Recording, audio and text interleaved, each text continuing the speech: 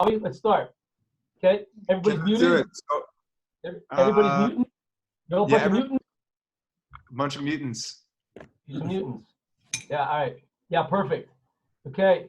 Okay. So do you want an intro? Or you just want to rock? Do you want to go? They know me. You gave the Harvard Husted, hilarious Harvard Husted. What could be better than that? Okay. That's it. Okay. The floor is yours. Yeah. The floor and everything else. Okay. 1 second.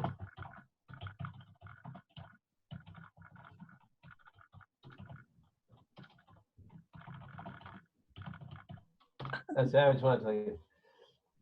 Oh, whatever, something like that. Okay, here we go. Future reference. Hasid is the way they say it in like the UJA, Westchester Reformed Temple. Hasid. I think he's a Hasid, right? But if you're Jewish, you say Husid. Okay, here we go. So I'm going to start off by telling you all the best story metaphor of all time. Not my metaphor. It could be you've heard this metaphor. This metaphor is Judaism 101. When people ask me to say, tell me, Rabbi, what's Judaism all about? You go to this metaphor. It's not my metaphor. It's a famous Jewish metaphor. It was written or invented or whatever you do with metaphors by a rabbi called the Dubno Maggid. He was from the town of Dubno, and he was a Maggid, so they call him the Dubno Maggid. Jews are very creative that way, yeah? Anyway, Maggid means a storyteller, and he was the Dubno Maggid. He was a chassid of the Vilna Gaon. See me after class if you didn't get that joke. Anyway, he was a chassid of the Vilna Gaon, and he made up this metaphor, okay? It goes like this. It could be, gentlemen, ladies and gentlemen, it could be that you've heard this metaphor or read this metaphor before. I'm not afraid to go there, okay? But don't be the guy, the gal, who, I mean, obviously when you're in Zoom, it's going to be harder, but people's personalities are such that people hit that chat, right? And they'll just chat it out to like a few private people. What they'll do is they'll say the answer to the metaphor before I finish. You know, like you're in a class and the rabbi is giving over a joke, or the rebbe is giving over a problem, a puzzle, and someone goes, oh, this is a funny one, right? So every public speaker has to deal with that situation. I'm just thinking out loud here before I tell you the story. It's like, I've wondered, why is it that people do that? Why does somebody blurt out and go, oh, I know this one? It's like, shkoyach, so you actually remember something. Really good, okay, great. Like, no, I know this one. So you like heard it before and you remembered it. Why do people do that? So you don't have to answer because it's Zoom and you're all shy Australians and probably very, very subconscious. And actually, you guys aren't. It's the British that are like that. You guys are cooler than Americans, I think, actually. In any case, I'm just saying that so that you can think I have rapport with you. So the kids are, it's like this. I figured out, people say, why do people blurt out the answer to a joke or a puzzle? Because they want to show off. They want to feel good about themselves. Look, I know something. Yeah, I got it, right? So I've thought about that even further. I'm just going to go a little bit further. Let's speak this out for a second because it's kind of fascinating. How does it feel? Have you ever had, pay attention, by the way, my precious brothers and sisters, it's like this.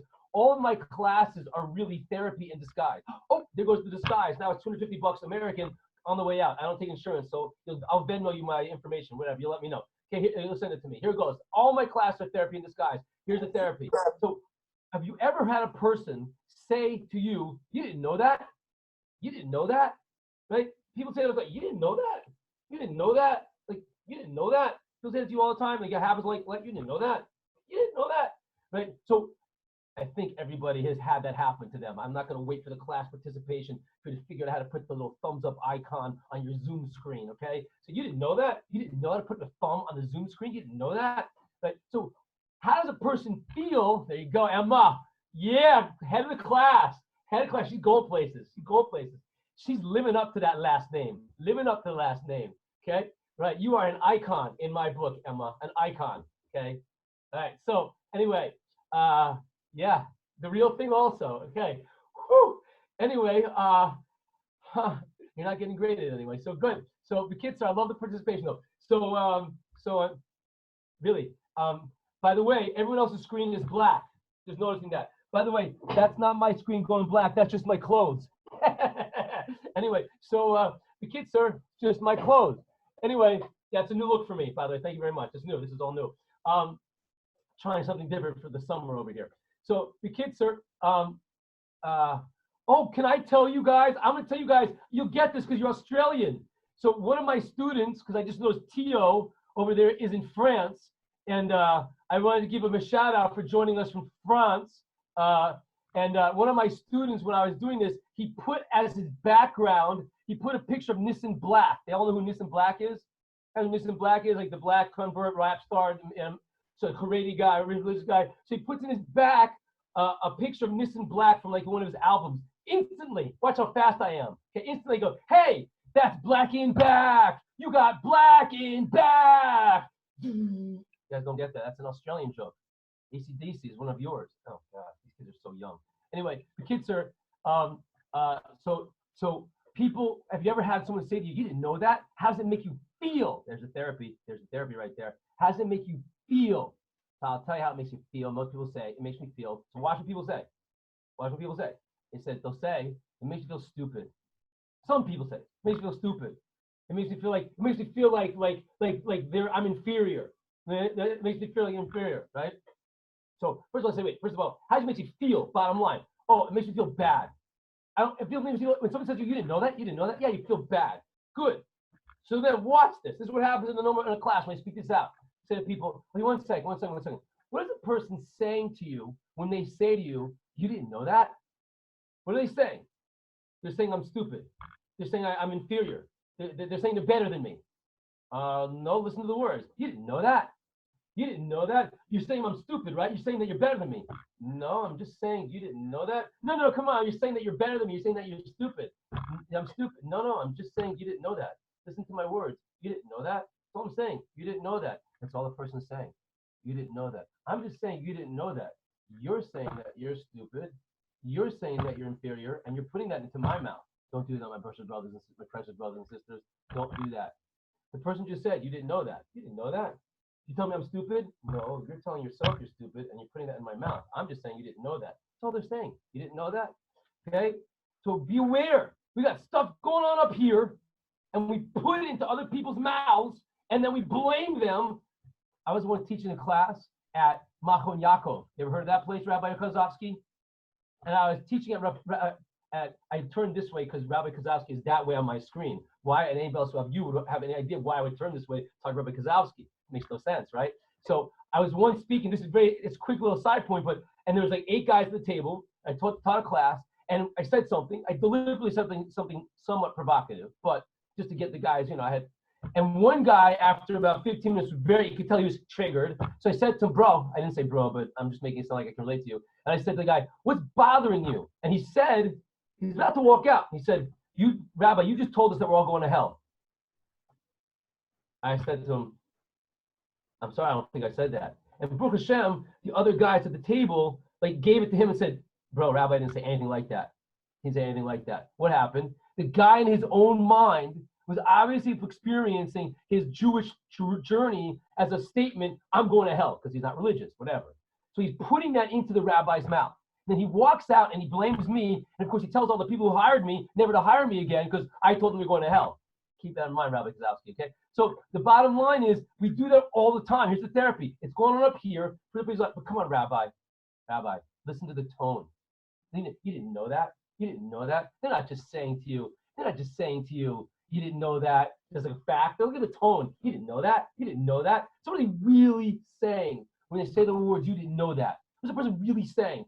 It's true the words that come out of their mouth. The script is, you didn't know that. But the tone and the acting of it, you didn't know that? What are they really saying? Listen carefully what they're really saying. They're not saying, this is a very important lesson. They're not saying you're stupid. And they're not saying that you're inferior. And they're not saying that they're better than you. Nope. They're saying one thing they're saying with that expression. They're saying, you should have known that. That's it. You should have known that. That's all it's saying. You should have known that. Now, listen carefully. Since, you know where it comes from? I don't know if this happens to you in Australia. I know me, David and I'm telling you, I think you can agree with me, is when you go to high school, when I was in high school, okay, tell me if you grew up like this. A students, they're better people. An A student, that's a better person. C students, they're the criminals. C stands for criminal. A students, they're better people. If there's kleptomania going on in the high school, pyromania, drug dealing, can't be the A students. They're good people. Must be them C students. They're the ones sitting out in the parking lot getting drunk. It's got to be them C students. A students are good people. I don't know if you grew up that way, but that's the way it was when I grew up. A students are better people. C students are bad people, right? Sick of that, man. I'll tell you in a second why. So what happens is a person says to you, that's where it comes from, a person says to you, you didn't know that? And they're basically saying, you should have known that. And since, my precious brothers and sisters, a person can say to you at any given time of day, any day of the week, you didn't know that? You didn't know that? You didn't know that? You didn't know that baseball has 9 innings? You didn't know that Brooklyn's a continent? You didn't know that Cleveland's the capital of Ohio? You didn't know that? You didn't know that? American joke. You didn't know that? Right? Since a person can say that to you any time of day, any day of the week, what are they basically implying? I'm waiting 10 seconds every time I ask a question, then I'll let you have a chance to think, and then I'll tell you. You didn't know that? You know what they're saying? Every single moment, since someone can say to you every moment of the day, 7 days a week, they're basically saying you should know everything. You should know everything. I did not get that memo. I did not get that memo. I don't know where it says anywhere that you're supposed to know everything. I don't know where it says you have to have a Wikipedia chip in your head that says you have to know everything. I didn't get that memo. Sorry. And that's what I'm saying. It comes from high school. A students are better people. I have a student, call her a student. She is massively insecure because she doesn't know everything. She constantly wants to know everything. She constantly wants to keep up with every northern, like, I don't say it explicitly, but you're sick. I feel bad for you. You feel like you have to know everything. I didn't get that memo. So I'm sick of this thing. A students are better people. From now on, C students rock, man. C students rule. So here's what you do, my precious brothers and sisters. I'm saving your life now. Anytime anybody ever comes up to you and says, you didn't know that? You didn't know that? You know what you say back to them? You know what you say back to them? Here's what you say back to them. You go, you knew that. You knew that. What's wrong with you that you knew that? You knew that. You knew that. You knew that. Try that. You didn't know that. You knew that. What's wrong with this guy? You knew that. Who knows these things? You knew that. Right? Try that. Every time someone says that to you, turn the table around. Come on, cute little kid. You have to go out. Time's on the clock, man. Gotta buy a brand new pair of shoes now. Come on now. Okay. So you didn't know that. You knew that. What's wrong with this guy? What a geek. Who knows? You're an A student. What's wrong with you? Get out of here. Try it. I've got thousands of people in Yerushalayim saying this. My kids say it every time I say it at my Shabbos table. You didn't know that? Everyone goes back. You knew that? I'm telling you, people get married because of this. I'm gonna get shidduch from this. People in train will be like, you didn't know? You knew that? You Rabbi Wenglin. It's greatness. And it just turn the tables. You didn't know that? You tell me I'm stupid, I'm inferior. This time you go back, you knew that. What's wrong with you? Okay, so now that you know all this, you're not gonna be the person when I start telling the story to chat everybody, be like, oh, I knew this one, because I gotta feel good about myself. No, I don't need to know how great you are, that you actually heard something, you remembered it, okay? You don't need to do that anymore, okay? So here we go. That little side point was all the therapy you need, $250, American, please. Okay, here we go. So here's the best muscle of all time. No joke, it's not my muscle. Once upon a time, once upon a time, there was a couple, that's a young man and a woman living in the shtetl in Europe about 200 years ago, the shtetl, okay? And they were really, really, really poor. That's what people used to do for a living back in the day. They were really, really poor. They were dirt poor, okay? They were so poor they could not make ends meet. They were so poor they didn't have any ends, you know what I'm saying, to make meat. Anyway, so they tried this, they tried that, they couldn't make it. So finally, then they heard, here's where you're gonna start recognizing the story, those of you who know the story. They heard, rumor has it, that there is an island far, far away in which there are diamonds in the streets. Wow. Diamonds, a girl's best friend, right? So they find out about, now the problem is that in order to get to this island, you have to take a boat that takes a year to get there. And then when you get there, it takes 4 months to get there. When you get there, you have to spend a year and then come back, right? You have to wait for the boat to make its annual trip. So it's a little bit of a commitment, okay? So the guy, the woman, they go to the rabbi of the town, they ask, what should we do? And the rabbi goes like this. Like this, rolls his eyes in his hand, he takes out a coin, flips it, says, okay, you should go. Anyway, that's probably what's going on behind the scenes, you know what I'm saying? So the guys go like this, like, come on, Tony, flip the coin, what does it say, right? So what happens when you really go to the rabbis? So the guy says goodbye to his wife and kids. The man is going to go on the trip. He books his ticket. He kisses his wife and kids goodbye. Right? Goodbye. Gets on the boat. Boat sets sail, and he gets down to right. The boat sets sail. Got to do the sound effects. The boat sets sail, And it goes down 4 months later. They arrive on the island. The gangplank goes down, right? And he runs down the gangplank. And sure enough, there's diamonds in the streets. He runs around, starts grabbing. He grabs, give me. I'm rich. I'm comfortably well off. Give me. It's mine. And he looks around, and everybody's staring at him, much like you guys are staring at me right now. Those of you who are on the screen, right? And he looks around. He's like, he drops the diamonds. I got some dignity here. I'm gonna be here for a whole year. I got plenty of time. You know, I'm a mensch. And then meanwhile, he goes and he rents an apartment or a flat, maybe as you call it. You gotta call it a flat, call it an apartment. And someone have to explain to me why the British call it flat, because it's actually a cube. But anyway, so he gets an apartment, and then he finds out that the people on the island are obsessed with trying to figure out a way to manufacture fats, schmaltz, as they say in Yiddish, fats, lipids. It's a metaphor. Just don't get into it too much, okay? They're trying to figure out a way to manufacture fats. I'm not quite sure what the problem was. Twinkie fat, very easy, but they can't figure that out. So he goes and rents some space in a science lab, and about 7-8 months later, eureka, he discovers the secret to how to manufacture fats. He's manufacturing fats left and right, hand over fist. He's a hero on the island. They're naming town squares after him. Schools are named after him. Public parks are named after him. Streets are named after him. That year in the Cheder, all the boys are named after him. Religious people get that joke, right? Go to Crown Heights in Brooklyn and go, hey, Mendel! And the whole town turns around. I think like the weight shifts and like whatever, the town will sink, you know? In any case, go to Monroe and go, Yoli! Like half the town runs across, whatever. Anyway, so he's a hero that. Then all of a sudden, he realizes, right, that it's time to get back to Europe. So a month left, so he gets in touch with the boat company, and he rents out the bottom tier of the boat. He starts packing up the boat, his fats, these big like cardboard boxes with like ropes around, like old Dr. Seuss style, the fats squirting out the side. The day comes, the boat pulls into the dock. He goes up the gangplank. He's loading up the fats in the lower tier of the boat. The boat's ready to set sail. That's so good, isn't it? Like you sound like you're there, right? You feel like you're there. He goes up the gangplank. Suddenly he realizes, oh dear, the diamonds. He reaches behind himself. He scrapes his knuckles on the ground and gets a few diamond chips into his hands. The boat sets sail on the high seas. On the high seas, man. That's so stupid. Don't laugh.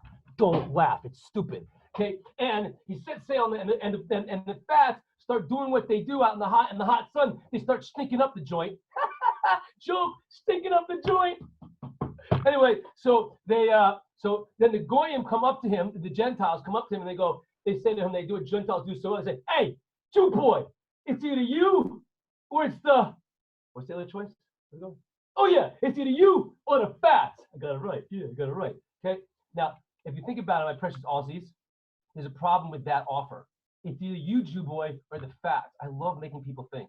Actually, I cannot make you think. I just like asking questions to help people think. I was blessed as a child, Baruch Hashem, because my parents, every time I asked them a question, every time they said to me, let's go look it up. Gosh, you're such a jerk. Can't you just answer my question? Nope. They taught me how to look things up. And that was back in the day before Wikipedia. I had to go to the books and look it up and read it. And they taught me the beautiful blessing, joy of thinking. Thinking. So I just love it. I love it. What's wrong with that? I'm serious. The Gentile comes, Jew boy, it's either you or the fats. I mean, one of them's going to go overboard. Now, obviously, what the problem is if the Jew boy goes overboard, the fats are still there stinking it up. The Gentile has to go, hey, Jew boy, it's either you alone or it's, wait, what are they doing? Oh, yeah, it's either you alone or it's you and the fats. Yeah. So Jew boy's like, my Jew didn't raise no fool. I'll take the fats, please. And the Gentile throws the fats overboard into the ocean, and the Jew looks down, kapoosh, kapoosh, as all that work goes to the bottom of the ocean. The boat comes into Europe. It sets sail in Europe. The gangplank comes down. He walks down the gangplank. He sees his wife and kids waiting for him. His kids come running up to him. He gives him a kiss. His wife comes up to him, and she's got that wife look on her face. You know that wife look on her face? That wife looks like, And he takes his hands out of his pocket, and he opens it up, and she sees the diamond chips, and she starts dancing. Woohoo! We're rich! We're comfortably well off. Hubba, Nagila, hubba. And he starts crying. And she turns around, and she gives him that wife look again. That wife look. You know what I'm talking about, Rabbi? You know what I'm talking about? That wife look. Those are tears of joy and celebration, right? He said, no, these are tears of shame and regret. I could have had so much more. This is all I got. I totally blew it. Boom. Best metaphor of all time. best metaphor of all time. Now, what we need to do is we need to break down the metaphor into its component parts to make sure you get the message of the metaphor. Before I do that, however, if someone wants to chat to everyone, you can do that. Okay, what's the message in one sentence of the metaphor for those of you who have never read or heard or seen this metaphor before? Okay, what I mean is, if you had to summarize the message of this story in one sentence, and it can't be someone who's already heard this or thought about it or learned it before. If you've never heard it before, if you heard that, understood that story, and you're like recovering from the Hollywood production thereof, okay, I know. What do you learn from the story? One person said, we learned that you're a really good actor, Rabbi. Anyway, so the kids, sir, what do you learn from the story? What's the one message you take away from the story? I'll tell you, quick. So some people say, not the Aussies of this class, but some people say like, actually, the truth is, people have said things that I never, ever would have expected that before. Like people say things like, you should actually invest in gold. People will say things like, whatever, you should stay for 2 years. I don't know. People will say things, but also they'll say things like, keep yourself focused. Some people have said, don't get too greedy. Right? So, but the main thing that we kind of focus on is keep your eye on the ball. Remember your mission. Don't lose focus. Right? Something like that. Okay, great. That is what I'm trying to get to. Keep your eye on the ball. If you have that expression in Australia, keep your brain, keep yourself focused. Keep your mind on your mission. Don't forget what your job is. Things like that. Don't get distracted. Now, that is what everybody says when they teach this mashal, when they learn the mashal. And I'm gonna break it down the way it's broken down. But then, because I have to do something different from everybody else, basically, you can't. As a rabbi, Judaism has a lot to talk about, but like in this area of life, there's only so much you can say. I say the same thing everybody else says. I just say it a little bit better.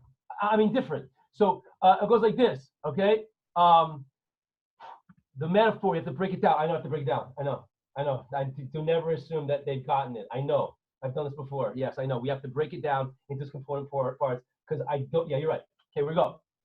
Ready? What does the island far, far away represent? 10. There's a rule in public speaking. Someone told me you have to wait 10 seconds after you ask them a question so they can think about it. What does the island represent? 10. Right. It represents the physical world. Olam hazeh, physical world. Right. What does Europe represent? 10. It represents heaven. It's just a metaphor between Islam and socialism. Europe's going down, but whatever. Okay. So it's just a metaphor. Represents heaven. Heaven. Okay. So you got Europe is representing heaven. The island represents Olam hazeh, the physical world. What do the diamonds represent? Mitzvahs, mitzvot, right? And what's your job to do on the island? Grab the diamonds, grab the diamonds, grab the diamonds, grab the diamonds, grab the diamonds. Are you grabbing the diamonds? Are you grabbing the diamonds? Are you grabbing the diamonds? Meg, you grabbing the diamonds? Emma, Ash, Benjamin, Teal, you grabbing the diamonds? You grabbing the diamonds? Rabbi and Rabbi, you grabbing the diamonds? Grab the diamonds, grab the diamonds, grab the diamonds. As I say to my students in Eretz Israel, I say, I'm just thinking out loud here. I'm not sure, I'm not positive. I'm just thinking out loud here. I have this really crazy thought now. I'm thinking out loud. I think that there probably are no diamonds when you hang out with your friends Ben and your friends Yehuda. Just thinking out loud, there probably are no diamonds when you hang out with your friends Jack and your friends Daniel. Like there are probably no diamonds there. There are probably no diamonds when you hang out with your friends Crack and your friends Square. Like there's no diamonds over there. In fact, the best way to grab a diamond in that situation is, yo bro, you wanna go out to town? No, bam, that's a diamond, yeah. Okay, grab the diamonds, grab the diamonds, grab the diamonds. And what do the fats represent? Fats represent whatever, physical world, gosh mute, all the tigers and temptations of the physical world, right? I'm not saying that everything is ruined, but the stuff that money and fame and power and all that stuff, right? And what happens is a person gets distracted by those things. And when you're going back to heaven, the only thing that's gonna have value are the diamonds and not the fats. Fats are going to the bottom of the ocean. It's the diamonds that really matter. The reason why this metaphor is so awesome is because every single Jew knows this. Every single Jew knows this. Every tattooed rainbow child person living in Tel Aviv knows this. Everybody knows this. Every single Jew knows this. Deep down, everyone knows this. You feel it because it makes sense. like there's got to be something going on, this mission down here in life. There has to be something going on here. I feel it. There's something going on here. I'll elaborate on this a bit more soon. Okay, so it's such a beautiful metaphor because it's so elegant. It's so simple. Grab the diamonds. Grab, and don't get distracted by the facts. I'm going to put this off to the side. I'm going to come back and visit it deeper soon. But first, a word from our sponsors. But first, I'd like to tell you another little story to make sure you kind of get where we're going. Ready? This is actually not a joke. It's a word from our sponsor. It's not our sponsor, though. Okay, you all have heard, probably not, of a company called Berlitz, right? Nobody in this generation has heard of Berlitz. I want to let you know, if you would like to make some money, especially in these days where it's hard to make money, go offer your services to Berlitz. It's a major international corporation, and tell them that you'd like to help them in their marketing department because it's not very well known, but anybody under the age of 40. Rabbi, have you heard of Berlitz? No. You're under 40? You're under 40. Okay. Berlitz was and used to be the standard bearer go-to. You've all heard of Rosetta Stone? Rosetta Stone? You've heard of Rosetta Stone? No? Rabbi and Rebbitzin are nodding. Rosetta Stone is the company now that everyone knows of where you want to learn a foreign language. If you want to learn how to speak a foreign language, people go to Rosetta Stone to learn how to speak a foreign language. Check it out after the program, okay? So but it's like basically, if you live in Brooklyn and you want to learn how to speak English, you call it Rosetta Stone. Fine. So it used to be back in the day, there was just Berlitz. So I was once, it's a long time ago, before I, have my setup, I had a computer with a super duper, ultra orthodox filter on it, and I could really hate my life. Anyway, so what happened was somebody sent me a link to an advertisement of Berlitz from Germany. It's an international corporation, so the Berlitz branch in Germany did an advertisement, and some guy sent me the link for me to look at. Rabbi, I had to open it. It was a link. I had to click on it. Don't give me a hard time. Rabbi, it was in blue. I had to click on it. It would have been rude for me not to. It was in blue. It was a link. I had to watch it. Hey, you can't get me on it. I had to watch it. It was a link. It would have been rude for me. Okay, I sent it to myself. Anyway, so I sent myself, I'm just kidding. So I sent myself the link. So I opened it up, and the story goes like this. Starts off, it's a 30-second advert. It's a small room, like a bunker, kind of like small room, like this little room I'm in. I don't have to show it to you. And the walls are covered with electronics and radars and sonars and buttons and everything like that. And it's clearly the new. There's no dialogue. It's just visual. There's a new guy's first day on the job, like 20-year-old young guy. And there's like a 50-year-old paunchy middle-aged guy showing around the new guy. And they're going, camera cuts this wall, that wall, this wall, and they're going like this. And the young guy's head spinning around, and then spins around, and then like the old guy sits him in the main console chair, pats him on the back. You can do it, and he walks out. Next seems like the new young kid sitting there, kind of grooving in the leather chair, right? And then all of a sudden, there's a crackle on the radio. It turns out he's in the Coast Guard, right? And here's the sound on the radio. Hello, Mayday, is anybody out there? Mayday, we are sinking. Mayday, is anybody out there? So he starts to panic. He goes like, Mayday, we are sinking. Is anybody out there? We are sinking, Mayday. So he's like, he finally realizes he's got a microphone. So he hits the button, he goes, hello, this is the German Coast Guard. Mayday, we are sinking. Is anybody out there? We are sinking, Mayday, we are sinking. What are you thinking about?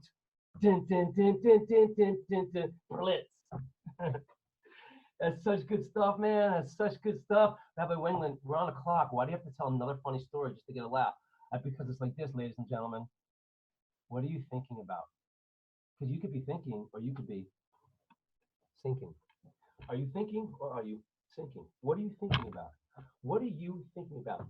This is the first day of the rest of your life. What are you thinking about? You could be thinking, or you could be, say it with me. You could be sinking. You keep yourself on mute. Stay a mutant. It's better that way. Okay? You could be thinking, or you could be sinking. What are you thinking about?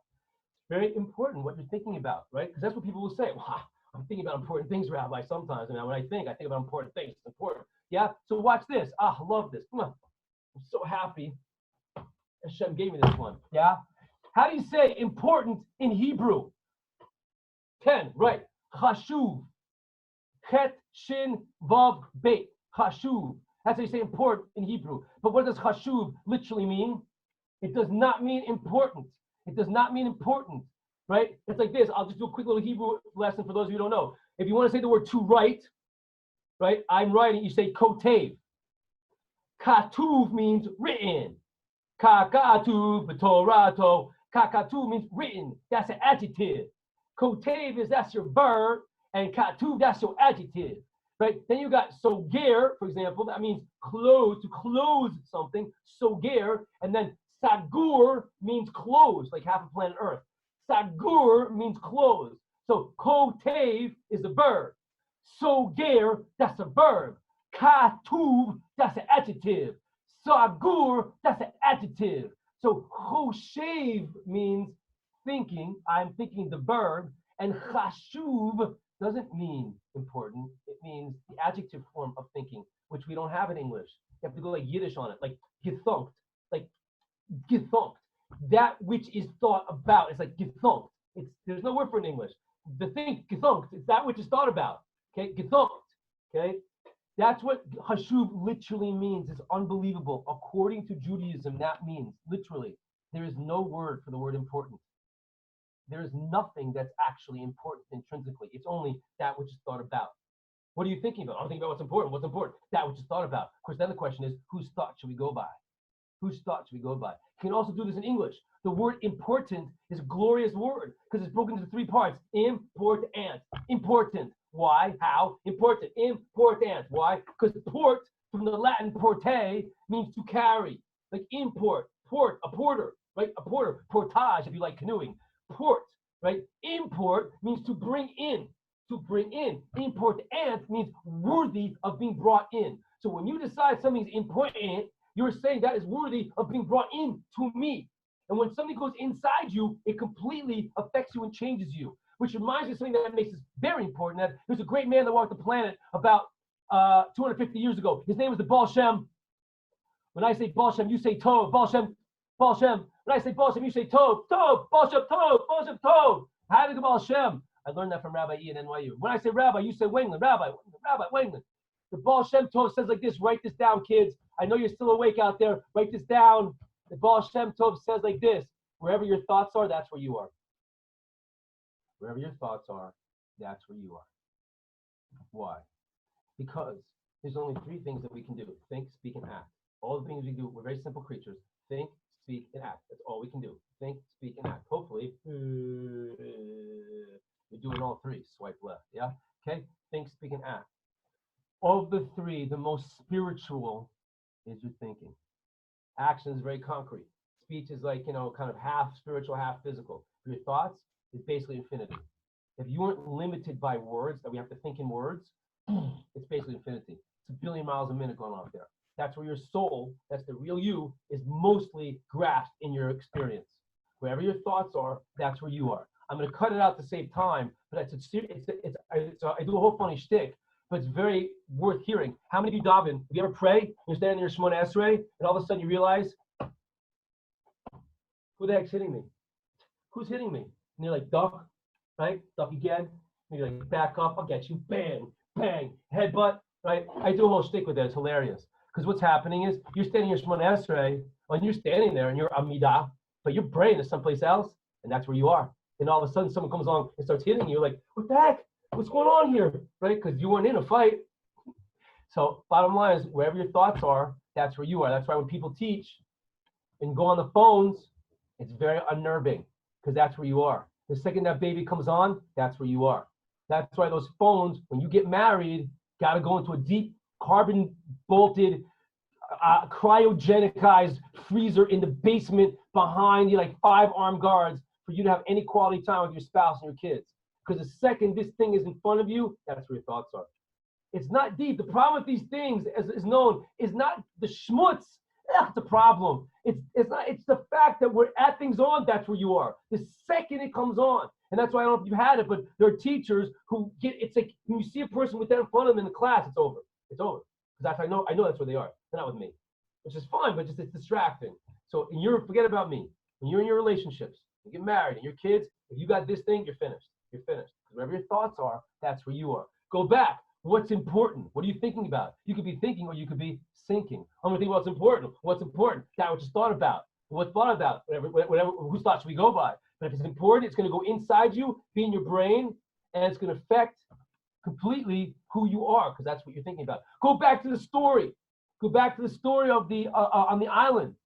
Everybody learns a story. Don't get distracted by the facts.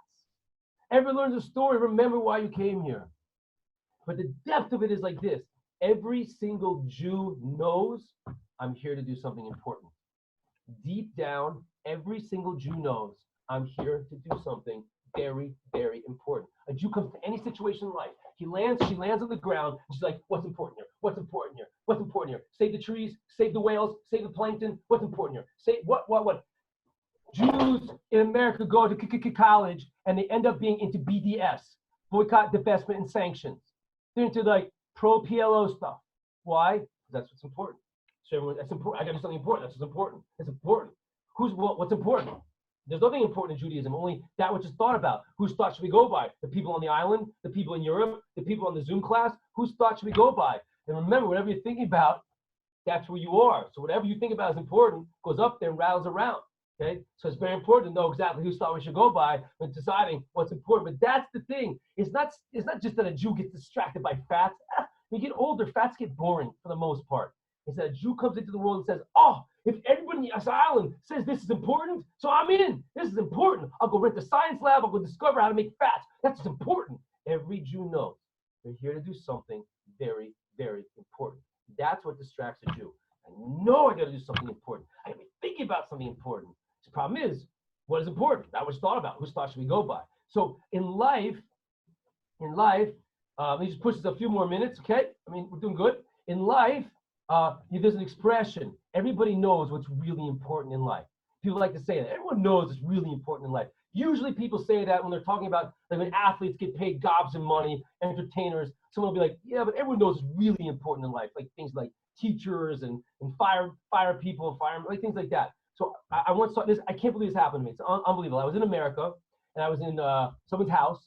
We were in a kitchen and it was like a Sunday, and there was a TV on the countertop in the kitchen, and the TV was on, so I had to watch it. Rabbi, I had to watch it. It was on. I had to watch it. It would be rude for me not to watch it. I had to watch it. I turned it on. But anyway, so it was on, and what came on was a story about a hockey player. It was a random Sunday afternoon. They had to fill in an empty spot. It was like a ESPN 3 or something like that when it first came out. So it was like empty. So they had like lots of downtime. Okay, so here's what they did. I'm standing there in the kitchen with a couple of secular heathen Jews like the rest of you probably, and they were standing there. Just kidding, I love you all. And we're standing in the kitchen, okay, and this story comes on about this phenom hockey player. His name is Norman Levaye. Norman Levaye, who is 18-year-old, first-round draft choice of one of the big teams in the National Hockey League in America. When I teach it to my 18-year-old students, I asked them, would you be jealous of Norman Levaye being a first-round draft choice at 18 years old? Everyone in the room's like, yeah, man, yeah. So the story goes, he had an amazing first season, amazing rookie season. He comes back, the story continues next year. He's 19 years old. He was drafted by Boston. Boston is a massive hockey town in America. They love hockey in Boston. The guy owns the town, whatever. I asked my students, are you jealous of Norman Levaye? Oh, yeah. 19 years old, lots of money, lots of parties, lots of clam chowder, he's loving life, yeah. So they eat clam chowder in Boston, by the way, and they say it that way, clam chowder. It's so good. It's so, you feel like you're there. Anyway, then they show him get hit in a game. They make it seem like it was from the hit. I looked it up afterwards. He actually had a congenital condition. He ends up a clump on the ice, lo aleinu, a paraplegic. He can't use his legs. I asked my students, are you jealous of Norman Levaye now? And they say no. So the story goes on, they clean it, whatever, and the story continues. That what happens is Norman Levaye, obviously his career's over. He goes back to Quebec, Canada, up to the woods of Quebec, Canada. He's a French Canadian.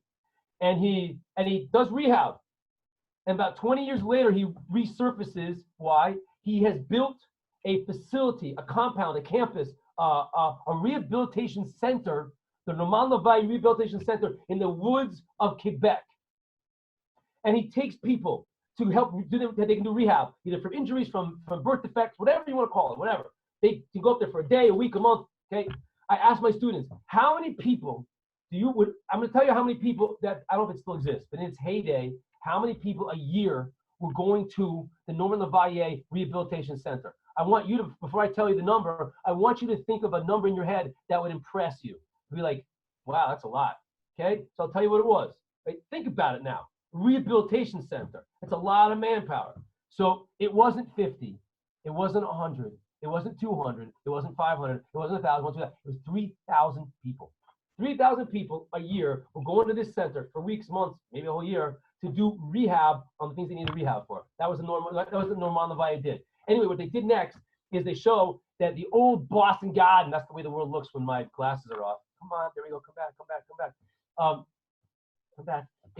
So they closed down in Boston the old hockey arena called the Boston Garden. And it was 25 years after Norman LaValle got injured. He played for one season, but Boston loves hockey, so they all remember him. What they did that night is they called back, they're closing down the old arena, they've been there for 80 years. And they called back all the old hockey goons to skate around one more time on the rink. And they called all their famous stars, and they go out and sit in center ice. And they called Norman LaValle, who was able to wobble. He'd rehabilitated himself enough that he could wobble on skates while holding on to someone's shoulder. And he wobbles out to center ice. And they show the crowd on the Jumbotron. And they show the players before a game. And they're showing this on the TV in this kitchen that I'm watching. Then the players do a skate around. They skate around the ice. And like Norman LaValle is holding the stick of one of the players who's skating backwards. And Norman LaValle is wobbling along on the ice. And they show it on the Jumbotron. They're showing the fans on the Jumbotron. And what do you think the fans on the Jumbotron are doing when they show them on the Jumbotron? They're crying. These are the same fans who go to a hockey game are screaming, "Kill him! Kill him!" They're crying.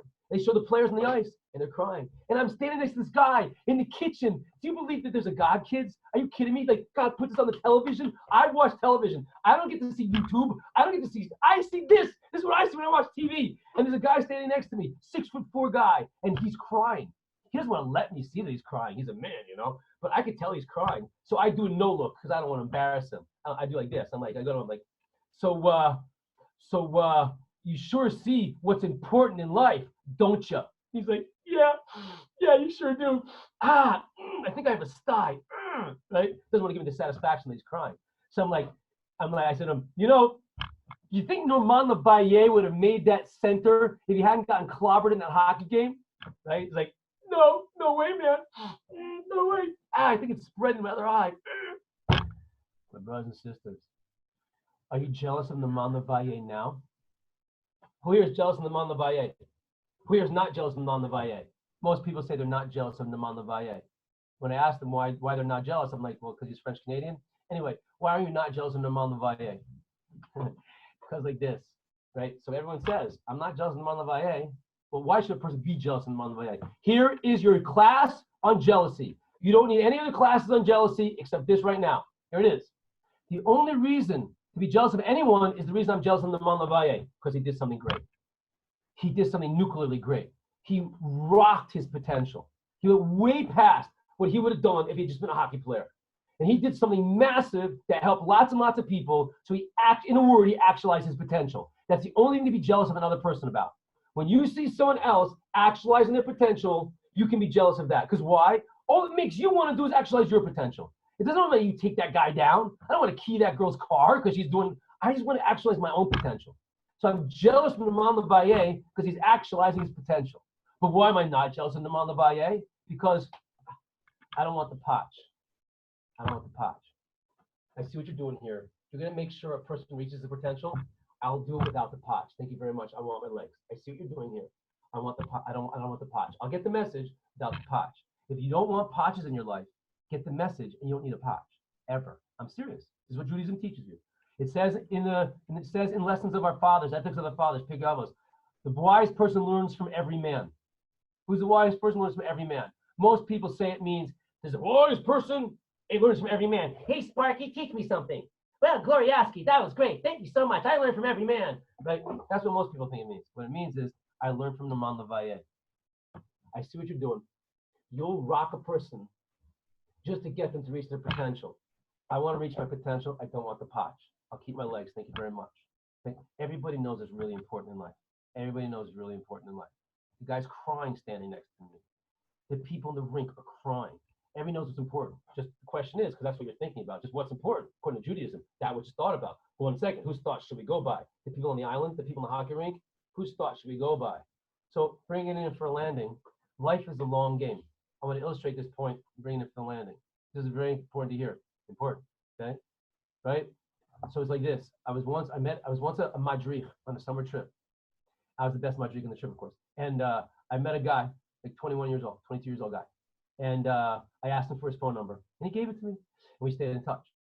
And then 10 years later, he's 32 years old. He comes to Israel with one of his friends. We go out to lunch, my hechsher, of course. And I start talking to the guys. And I'm like, you guys married yet? No.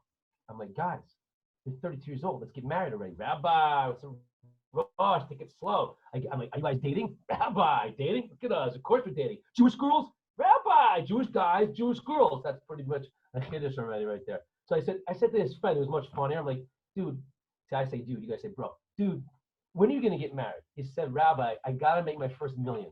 I'm like, what, dollars or shekels? I said, okay, when do you think you're going to make your first million? He said, I'd like to have it done by the time I'm 35. Listen, everybody, very carefully. This is the way this runs, okay? I said, okay, let's do like this. Let's say you make your first million, you get married, and you have your first son on your 35th birthday, okay? I asked him, how old will you be at your first son's bris?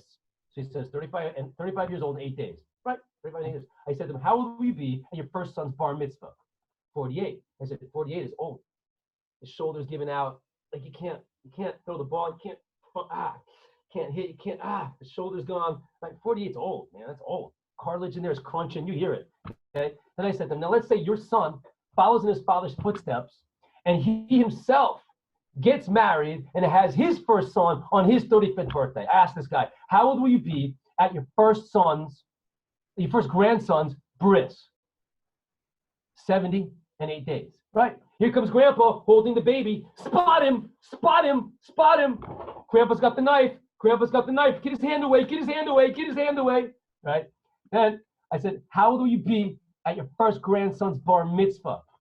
Carry the one. Haven't done that in a long time. Carry the one. 83. 83 years old at your first grandson's bar mitzvah, right? That's like the wheel grandpa in. Everybody wave hi to grandpa. Hi, everybody. Yeah, everybody. Grandpa's going to, you have that big blue kippah on your head. He's like, yeah, I can do that, the big blue kippah. Like, grandpa's going to cut the ceremony at first challah. Grandpa's going to cut the, move his fingers away, move his fingers away. Wave goodbye to grandpa. Bye, everybody. Bye, everybody. That's the way they treat old people in the secular world. I saw it with my own eyes. Yeah. Bye, everybody.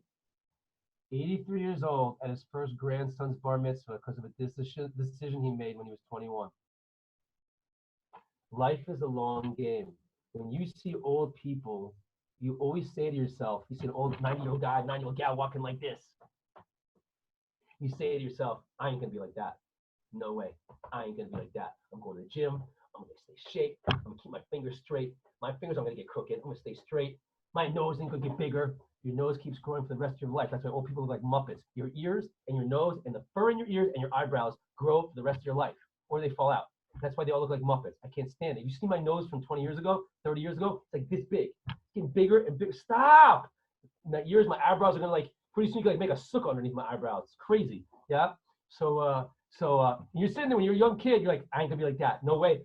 Straightening your fingers out. No way. No sunspots for me, man.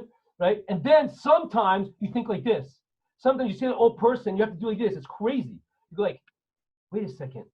That guy used to be 17 years old also. She used to be able to like, run up and down stairs, slide down banisters, flirt with the teddy bears, whatever, gotta keep it sneeze, yeah? Like they used to be able to like, they like do what I do. They like to be spry and agile. You cannot connect that old person was once young like you. And you can't imagine that one day, God willing, you will be that old person. Life is a long game. We can't believe that there's this continuum. But you see from this guy, he made a decision when he was 21 years old. That's going to affect him for the rest of his life. What are you thinking about, my brothers and sisters? You could be thinking, or you could be thinking. Are you thinking, or are you thinking? In my community, see that guy, he's going to be 83 years old at his first grandson's bar mitzvah. That's old. In my community, where I am, ghettoized, how old is a person at his first grandson's bris? That's right, pushing 40. Maybe 39 and a half. 39 and a half. First grandson's bris. First grandson's bar mitzvah, I don't know, 50 years old, 53 years old. Now listen, kids, I'm not saying that's better. I'm not. I'm definitely just saying that it's better. I mean, it's different. It's different. Decision a person makes when he's 21 years old to not get married Rabbi, life's a long game. It's not a game, right? What are you thinking about? You could be thinking, or you could be thinking, well, I'm thinking about what's important. What's important? That was just thought about. Whose thought should we go by? The two guys I was talking to at lunch, hockey players. So it goes like this, bring it in for landing. It says in the prophets, my thoughts are not your thoughts, thus says the Lord. My ways are not your ways, and my thoughts are not your thoughts, thus says the Lord. My thoughts are not your thoughts, bottom line, and my ways are not your ways, thus says the Lord. My thoughts are not your thoughts. My thoughts are not your thoughts. What are you trying to say? Like, what are you trying to say? You're really big. You're so big. My thoughts are not your thoughts. What are you trying to say? Like, you're so big. Whoa, big thoughts. My thoughts are not your thoughts. What's he trying to say? It's like this. God's thoughts are not like our thoughts because God's thoughts create reality. God's thoughts, according to Judaism, are reality. Our thoughts are narishkeit. Our thoughts are just foolishness. God's thoughts create reality. All of our sources, when they describe God creating the world, say, it went up in Hashem's thought to make the world. It went up in Hashem's thought to make the Jewish people. It went up in Hashem's thought to make the mitzvahs. Okay? It's a thought, because that's your pure, that's wherever your thoughts are, that's where you are. So wherever God's thoughts are, so to speak, that's where He is. This whole world is an experience of God's essence. Because wherever His thoughts are, which is this world, that's where you are. God's thoughts are reality. But one last little quick little divot on the way to the landing field is like this. In order for us to have a connection to Hashem, we have to be similar to Him. So His thoughts are reality. Our thoughts are narishkeit. That means silliness in Yiddish. It's just foolish. But what does He do? He gives us the ability to create realities up here, right? You're telling me that I'm stupid, I'm inferior? You didn't know that? You're telling me that I'm worthless, right? You're telling me I'm stupid. No, I'm just saying you didn't know that. No, you're telling me I'm stupid. No, you're telling yourself you're stupid, and you're creating an entire reality up there through your thoughts, and that's real in your head. It makes you godlike, because your thoughts do create massive realities up here. You're godlike. It creates a reality. It's not the real reality, but practically speaking, it's a very affecting reality in your life. But what a power that God gives us. We want to be able to control that power. So God's thoughts are reality. Our thoughts are silliness. Whose thoughts should we go by? Whose thoughts should we go by? What are you thinking about? Are you thinking or are you thinking? Well, I'm thinking. What am I thinking about? I'm thinking about what's important. What's important? That which is thought about. Whose thoughts should we go by? Because wherever your thoughts are, that's where you are. I know. I'm going to go by God's thoughts. I'm going to go according to God's thoughts. Because God's thoughts are reality. Those are important. That's what's important in life. Whatever's thought about. Whose thoughts should I go by? I know. God's thoughts. So to close like this, there's a great man who walked the planet 250 years ago. His name is the Baal Shem Tov. When I say Baal Shem, you say Tov. Baal Shem Tov. Baal Shem Tov. It's not going to make anybody Hasidic, but it is a heck of a lot of fun. The Baal Shem Tov. So the Baal Shem Tov said like this. There's a Haredi man who comes home from work. You can tell it's a Hasidic story because no Haredi man has a job. Anyway, so there's a Haredi man who comes home from work one day. And he, opens the door, right? What's going to make this guy so happy when he walks in his house? Some people are like, his wife is there for him. Yeah, that'll make him feel good. Ball games on the television with a beer and some ice cream. That'll make him feel pretty good, right?